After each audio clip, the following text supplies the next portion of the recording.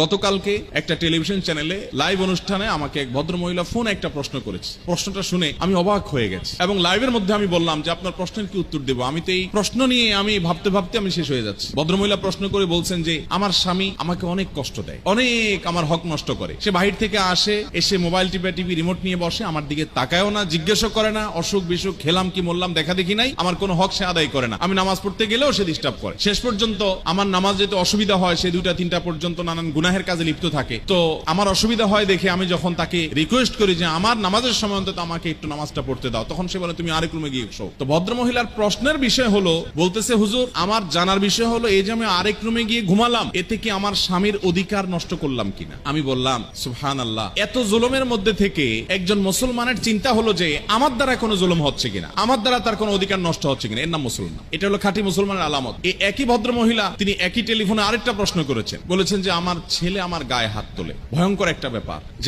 যেখানে মা বাবার সামনে শরীরের ময়লা ধুলাবালি ঝাড়ি দেওয়াটাও রীতিমতো তাদের প্রতি অবাধ্যতার শামিল, গুনাহের শামিল। কোন সাহাবী সেমনটি বলেছেন। সেখানে মার গায়ে হাত তোলে এক কুলাঙ্গার সন্তান। তো তিনি বললেন যে আমাকে প্রচন্ড আঘাত করার পর আমি খুব কেঁদেছি কষ্টের চোটে। যেহেতু কষ্ট হয়েছে সেজন্য আমি কাঁদলাম। আমার কাঁদার কারণে আমার সন্তানের কোনো ক্ষতি হবে কিনা।